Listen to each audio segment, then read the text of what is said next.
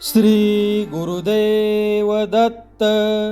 सतनमो आदेश गुरुजी को आदेश. नाथ संप्रदाय आणि श्री गुरु दत्त प्रभूंना समर्पित नाथ माझे दैवत या यूट्यूब चॅनलवर आपल्या सर्वांचे मनपूर्वक स्वागत आहे. कथारूप श्री नवनाथ भक्तिसार यामध्ये आज आपण पाहणार आहोत अध्याय 32. श्री गणेशाय नमः. मागील अध्यायात आपण पाहिले की शशांकर राजाने आपल्या पत्नीच्या सांगण्यावरून आपला मुलगा कृष्णागर याचे हातपाय तोडून त्याला शिक्षा केली.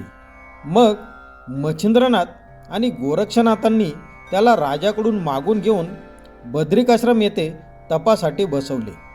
आता पुढे चौरंगी नाथांना तपश्चर्येला बसवल्यानंतर मच्छिंद्रनाथ आणि गोरक्षनाथ तेथून निघून गिरनार पर्वतावर गेले. मग त्यांनी श्री गुरु दत्तप्रभूंचे दर्शन घेतले. मच्छिंद्रनाथांना पाहताच दत्तप्रभूंना अतिशय आनंद झाला. मच्छिंद्रनाथाला केव्हा भेटेन असे त्यांना होऊन गेले. ते त्या भेटीची वाट पाहत होतेच. मुलाने आईला भेटावे तसे मच्छिंद्रनाथांच्या भेटीने श्री गुरु दत्तप्रभूंना झाले. मग उभयतांच्या प्रेमपूर्वक सुखदुःखाच्या गोष्टी झाल्या. मच्छिंद्रनाथांना पोटाशी धरून आता येथेच राहा, तीर्थयात्रेला जाऊ नको असे दत्तप्रभूंनी सांगितले. तेव्हा ते उभयता तेथे 6 महिनेपर्यंत राहिले. पुढे ते तीर्थयात्रा करण्यासाठी दत्तप्रभूंना आज्ञा मागू लागले. जगाच्या उद्धारासाठी आम्ही जन्म घेतला आहे, यासाठी आम्हाला एका ठिकाणी राहता येणार नाही असे मच्छिंद्रनाथांनी सांगितल्यावर दत्तप्रभूंनीही त्यांना तीर्थयात्रा करण्यासाठी आज्ञा दिली. दत्तप्रभूंना सोडून जातेवेळेस मच्छिंद्रनाथ आणि गोरक्षनाथांना फार वाईट वाटले. त्यांच्या डोळ्यातून एकसारखे प्रेमाश्रू वाहत होते. गिरनारवरून निघाल्यानंतर मच्छिंद्रनाथ आणि गोरक्षनाथ काशी येथे जाण्याच्या उद्देशाने निघाले आणि फिरत फिरत प्रयागास गेले. त्यावेळेस तेथे त्रिविक्रम या नावाचा राजा राज्य करीत होता. हा राजा मोठा शूरवीर आणि मोठा ज्ञानी असून उदार होता. त्याला सर्व सुखे अनुकूल होती, परंतु पुत्रसंतती नसल्यामुळे त्याला ती सर्व सुखे गोड लागेनात. त्याची साधू संतांच्या ठिकाणी अतिशय निष्ठा असे. त्याच्या राज्यात याच्या फारसा दृष्टीस पडत नसे. त्याची प्रजा कोणत्याही प्रकारची काळजी न वाहता आनंदामध्ये राहत होती. त्याची पत्नी महापतिव्रता असून त्याच्या मर्जीनुसार वागत असे, परंतु पोटी संतती नसल्याने ती थोडी खिन्न असे. राजा दिवसेंदिवस थकत चालल्यामुळे पुत्रप्राप्तीची निराशा वाटून तिला वारंवार दुःख होई. अशी ती काळजीत पडली असताना एके दिवशी राजा परलोकवासी झाला. तेव्हा राज्यात मोठा हाहाकार झाला. राणी रेवती तर दुःख सागरात बुडून गेली. तिच्यावर दुःखाचे डोंगर कोसळले. त्रिविक्रम राजासारखा राजा पुन्हा होणार नाही असे त्याचे अनेक गुण गाऊन लोक विलाप करू लागले. संपूर्ण राज्यभर रडारड झाली. नेमके त्याच वेळेस श्री गुरु मच्छिंद्रनाथ आणि श्री गुरु गोरक्षनाथ प्रयागराजमध्ये प्रविष्ट झाले. त्यावेळी मच्छिंद्रनाथांना तेथील परिस्थिती पाहून कळवळा आला. धन्य हा राजा की ज्याच्यासाठी सर्व लोक हळहळ करत आहेत. अशा राजाला पुन्हा जिवंत करून सर्वांना दुःखातून सोडवावे असे मच्छिंद्रनाथांच्या मनात आले. त्यांनी राजाची आयुष्य मर्यादा शोधून पाहिली. तो राजा ब्रह्मस्वरूपी जाऊन मिळाला असे त्यांच्या लक्षात आले.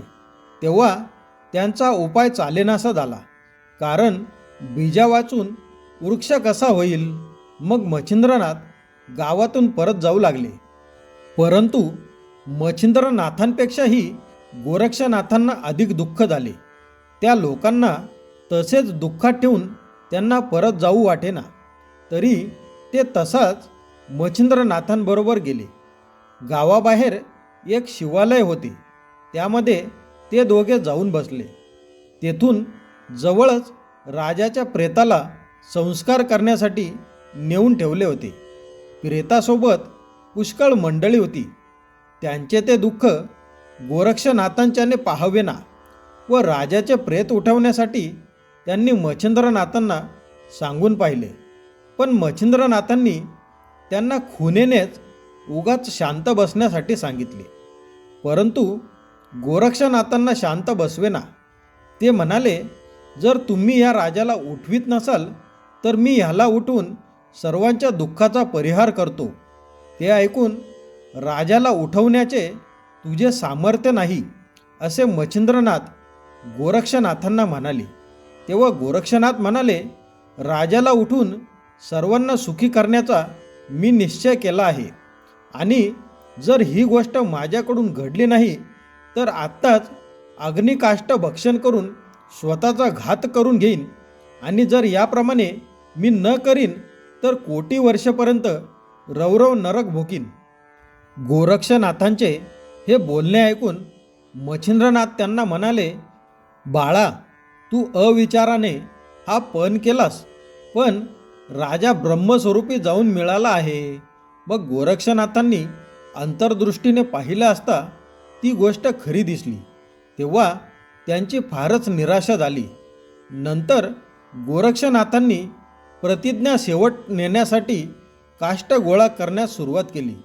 हा अग्नीत उडी टाकून प्राण दिल्याशिवाय राहणार नाही अशी मच्छिंद्रनाथांची पूर्ण खात्री होती. कारण पूर्वी एकदा त्याने एका ब्राह्मण स्त्रीस वड्याकरिता डोळा काढून दिला होता. गोरक्षनाथांचा हा अनुभव मच्छिंद्रनाथांना आलेला असल्याने त्यांनी गोरक्षनाथांना जवळ बोलावून म्हटले की लोकांच्या कल्याणाकरिता तू आपल्या जीवावर उदार झाला आहेस, म्हणून आता मी तुला एक युक्ती सांगतो, तसा तू वाग.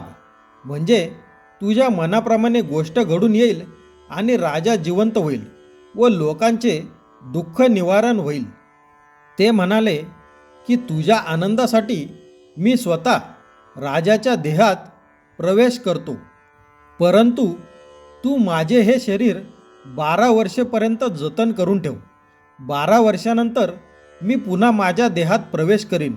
मग आपल्याकडून होईल तितके आपण जगाचे कल्याण करूया. त्यांच्या या युक्तीला गोरक्षनाथांनी संमती दर्शवली. मग मच्छिंद्रनाथांनी आपले शरीर सोडून राजाच्या मृत शरीरात संचार केला. त्यामुळे राजा लागलीच स्मशानात उठून बसला. तेव्हा सर्व लोकांना अतिशय आनंद झाला. मग लोकांनी राजाचा एक सुवर्णाचा पुतळा करून त्याचा अंतिम संस्कार केला. स्मशानातील क्रिया उरकून ते सर्वजण आनंदाने घरी गेले. इकडे शिवालयामध्ये गोरक्षनाथ मच्छिंद्रनाथांचे शरीर कोणत्या रीतीने रक्षण करावे या विचारात पडले होते. इतक्यात एक गुरवीण तेथे आली. तिला पाहून माझ्या मच्छिंद्र गुरुने त्रिविक्रम राजाच्या देहात प्रवेश केला आहे इत्यादी सर्व वृत्तांत त्यांनी तिला निवेदन केला. शेवटी ते तिला म्हणाले की 12 वर्षेपर्यंत माझ्या गुरूंचे प्रेत मला सांभाळून ठेवले पाहिजे. तरी एखादे निवांत स्थळ असेल तर मला दाखव. ही गोष्ट गुप्त ठेवली पाहिजे, म्हणून तू कोणापाशीही बोलू नकोस. जर ही गोष्ट उघडकीस येईल तर मोठाच अनर्थ घडून येईल. मग ती शैव पुजारीन गोरक्षनाथांच्या म्हणण्याप्रमाणे वागण्यास कबूल झाली. त्या शिवालयात एक भुयार होते. त्या ठिकाणी ते प्रेत लपून ठेवण्यासाठी शैव पुजारिनीने गोरक्षनाथांना सांगितले. गोरक्षनाथांनी ते प्रेत तेथे नेऊन ठेवले आणि ही गोष्ट कुणालाही सांगू नकोस असे सांगितले. शिवालयातील ते भुयार तिच्याशिवाय इतर कुणालाही ठाऊक नव्हते. त्यावेळेस पुजारिनीने गोरक्षनाथांना विचारले की 12 वर्षेपर्यंत हा देह जतन करून ठेवायचा आहे असे तुम्ही म्हणता, परंतु इतके दिवस हे शरीर कसे टिकेल हे मला कळत नाही. पुजारिनीचे हे बोलणे ऐकून गोरक्षनाथांनी तिला सांगितले की माझे गुरु मच्छिंद्रनाथ हे चिरंजीव आहेत. त्यांच्या शरीराचा नाश कदापि होणार नाही, परंतु ही गोष्ट तुला आणि मलाच ठाऊक आहे. दुसऱ्या कोणाच्याही कानी जाऊ नये म्हणून फार खबरदारी ठेव. इकडे जिवंत झालेला त्रिविक्रम राजा म्हणजेच श्री गुरु मच्छिंद्रनाथ राजवाड्यात गेल्यानंतर मनात काही किंतु न आणता सर्व कारभार पाहू लागले. राणीबरोबर त्यांनी त्रिविक्रमाप्रमाणेच भाषणे होऊ लागली. ते पूर्ण ज्ञानी असल्याने राजाच्या शरीरात प्रवेश केल्यानंतर माहितगाराप्रमाणेच सर्व व्यवस्था चालवू लागले. याप्रमाणे सर्व राज्यकारभार सुरळीत चालू लागला. पुढे एके दिवशी त्रिविक्रम राजाच्या स्वरूपात मच्छिंद्रनाथ त्या शिवालयात गेले व गोरक्षनाथांना तेथे पाहून विचारपूस करू लागले. तेव्हा गोरक्षनाथांनी त्यांना उत्तरे देऊन आपण कोण, कुठले याचा खुलासा केला. तसेच मच्छिंद्रनाथांचे शरीर सांभाळून ठेवले होते ती जागाही नेऊन दाखवली व बर्बर भाषेत सर्व हकीकत सांगितली. मग राजा क्षणभर तेथे बसून आपल्या राजवाड्यात गेला. याप्रमाणे राजा नित्य शिवालयात जात असे व आपले शरीर ठेवलेली जागा पाहत असे. तो काही वेळ शिवाजवळ व काही वेळ गोरक्षनाथांजवळ बसून प्रेमपूर्वक गोष्टी करीत असे. याप्रमाणे 3 महिने एकसारखा हा क्रम चालला असताना एके दिवशी गोरक्षनाथांनी राजाला सांगितले की आता आम्ही तीर्थयात्रेसाठी जातो. आपण योग साधन करून स्वस्थ असावे व स्वहित साधून स्वशरीराचे रक्षण करावे. ते गोरक्षनाथांचे सर्व म्हणणे मच्छिंद्रनाथांनी मान्य करून त्यांना तीर्थयात्रा करण्यासाठी जाण्याची आज्ञा दिली व गोरक्षनाथ तीर्थयात्रेसाठी निघाले. पुढे 6 महिन्यांनी राणी रेवती गरोदर राहिली. 9 महिने पूर्ण होताच ती प्रसूत होऊन पुत्ररत्न झाले. 12व्या दिवशी मुलाला पाळण्यात घालून त्याचे नाव धर्मनाथ असे ठेवण्यात आले. त्या मुलाचे वय 5 वर्षाचे झाल्यावर एके दिवशी राजा व राणी शिवालयामध्ये पूजा करण्यासाठी गेले. तेथे राणीने महादेवाची पूजा करून प्रार्थना केली की हे शंकरा, हे उमापते, राजा त्रिविक्रम याच्या आधी मला मरण दे. मी सुवासिनी असताना मरणे हे उत्तम होईल. रेवती राणीने केलेली प्रार्थना ऐकताच शिवालयातील पुजारिणीला अतिशय हसू आले. ते पाहून राणीने तिला विचारले की काहीतरी आश्चर्य वाटल्याशिवाय तुला हसू येत नाही, तरी तुला कोणते नवल वाटले ते तू मनात संशय न धरता मला सांग. तेव्हा शैव पुजारीण म्हणाली की तुम्ही ती हकीकत विचारू नये व मलाही खरी हकीकत तुम्हापाशी बोलता येणार नाही, कारण की कदाचित अनर्थही घडून येण्याचा संभव आहे. त्यामुळे मला भय वाटते. आम्ही दुर्बळ असून तुम्ही सत्ताधीश आहात आणि मी सांगेन ती हकीकत ऐकून तुम्हाला क्रोध आल्याशिवाय राहणार नाही. मग आमच्या जीवावर येऊन बेतायचे. ते ऐकून माझ्यापासून तुला कोणत्याही प्रकारचे दुःख व जीवास काही एक भीती होणार नाही असे राणीने तिला वचन दिले. मग पुजारिणीने राणीला मुळापासूनची शेवटपर्यंत संपूर्ण वृत्तांत निवेदन केला. शेवटी ती म्हणाली, त्रिविक्रम राजा कधीचा मरण पावला असून त्याच्या देहात मच्छिंद्रनाथांनी संचार केला आहे.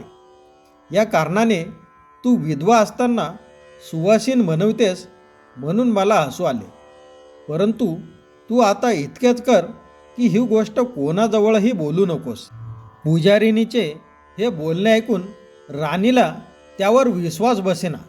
राणीच्या आग्रहावरून गुरवणीने तिला मच्छिंद्रनाथांचे शरीर भुयारात होते ते नेऊन दाखवले. ते पाहून रेवती उदास होऊन राजवाड्यात गेली. तिला चैन पडेना. नाना प्रकारच्या कल्पना तिच्या मनात येऊ लागल्या. ती विचार करू लागली की दुर्दैवाने पतिव्रता धर्मापासून मी अंतरले हे खरे आहे, पण हा सर्व योगायोग होता, त्याप्रमाणे घडून आले. पण पुढे येणाऱ्या परिस्थितीचा आत्तापासूनच बंदोबस्त केला पाहिजे. स्वस्थ बसून राहता कामा नये. वास्तविक पाहू गेले असता मच्छिंद्रनाथांचाच हा हल्लीचा संसार आहे, परंतु 12 वर्षांनी पुन्हा येणारे संकट टाळले पाहिजे. मच्छिंद्रनाथ परकाया प्रवेश पूर्णपणे जाणत असल्यामुळे ते भुयारात ठेवलेल्या आपल्या शरीरात प्रवेश करतील. पण आपला मुलगा त्यावेळेस लहान राहून त्यावेळेस मीही निराश्रित होऊन उघड्यावर पडेन. तरी मच्छिंद्रनाथांचा देह छिन्न भिन्न करून टाकला तर हा एकच उत्कृष्ट उपाय दिसतो. देह नसल्यावर मच्छिंद्रनाथ कोठे जाणार, अशी कल्पना मनात आणून त्यांचा देहाचा नाश करून टाकण्याचा राणी रेवतीने पक्का निश्चय केला. नंतर कोणालाही न सांगता एका दासीला बरोबर घेऊन ती मध्यरात्रीस शिवालयाजवळ आली. सोबत बोलावलेल्या 2 माणसांना घेऊन राणीने भुयारात दरवाजा उघडून शस्त्राने मच्छिंद्रनाथांच्या देहाचे तुकडे करून बाहेर नेऊन टाकून दिले आणि पूर्वीप्रमाणेच गुहेचे द्वार लावून ती राजवाड्यात गेली. मच्छिंद्रनाथांच्या देहाचे झालेले हे हाल पाहून कैलासामध्ये माता पार्वती जागृत झाली. तिने भगवान शंकराला जागे केले व रेवती राणीने मच्छिंद्राच्या देहाचे तुकडे करून टाकल्याचे त्यांना सांगितले. तेव्हा आज आपला प्राण गेला असे भगवान शंकराला वाटले. मग त्यांनी यक्षिणींना बोलावून मच्छिंद्रनाथांच्या देहाचे तुकडे एकत्र करून कैलासास पाठवून देण्याबद्दल पार्वतीला सांगितले. माता पार्वतीने बोलाविताच कोटी चामुंडा तेथे येऊन दाखल झाल्या. तेव्हा त्यांना मच्छिंद्रनाथांच्या शरीराचे तुकडे वेचून नीट जतन करून ठेवण्याची व वीरभद्राच्या स्वाधीन करण्याची माता पार्वतीने आज्ञा केली. त्या आज्ञेप्रमाणे मच्छिंद्रनाथांच्या शरीराचे तुकडे वेचून चामुंडा कैलासास गेल्या व ते तुकडे वीरभद्राच्या स्वाधीन करून त्यांना सर्व वृत्तांत समजावला. शेवटी त्या वीरभद्राला म्हणाल्या की आमचा व तुमचा शत्रू हा मच्छिंद्रनाथ मरण पावला आहे. त्याने आम्हाला नग्न करून आमची फारच फजिती केली होती. तसेच अष्टभैरवांचीही दुर्दशा केली, तुमचीही तीच दशा केली. मारुतीचाही तोच परिणाम. सर्व देवांना भारी असा हा प्रबळ शत्रू अनायासे आपल्या तावडीत सापडला आहे. तरी याचे शरीर नीट जतन करून ठेवावे. या मच्छिंद्रनाथांचा शिष्य गोरक्षनाथ महान प्रतापी आहे. तो हे शरीर घेऊन जाण्याकरता येईल, यासाठी फार सावध राहिले पाहिजे.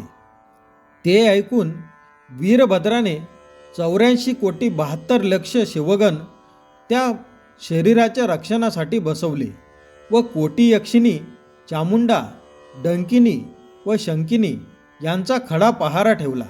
इकडे त्रिविक्रम राजा म्हणजेच मच्छिंद्रनाथ नित्य शिवालयात गेल्यावर भुयाराकडे जाऊन पाही. पण भुयाराच्या दरवाजावरील खून जशीच्या तशीच असल्यामुळे घडलेला हा सर्व प्रकार त्यांच्या ध्यानात आला नाही. याप्रमाणे त्यांची 12 वर्षाची मुदत पूर्ण झाली. इकडे तीर्थयात्रेला गोरक्षनाथ गेले होते, तेही मुदत पुरी झाली म्हणून सावध झाले. या ठिकाणी अध्याय 32 समाप्त झाला. या अध्यायाच्या नित्यपठनाने गंडांतरे संपतील व आयुष्य वाढेल. आजचा व्हिडिओ आपल्याला आवडला असेलच अशी मी आशा करतो व आपल्या सर्वांना विनंती करतो की आपण जर चॅनलवर नवीन असाल तर कृपया चॅनलला सबस्क्राईब करावे आणि बेल आयकॉन प्रेस करावे, ज्यामुळे चॅनलवर येणारे सर्व व्हिडिओ आपल्यापर्यंत पोहोचत जातील. कथारूप श्री नवनाथ भक्तिसार यामध्ये 33व्या अध्यायासोबत आपण भेटू पुढील व्हिडिओमध्ये. तोपर्यंत श्री गुरुदेव दत्त. ओम नमो आदेश.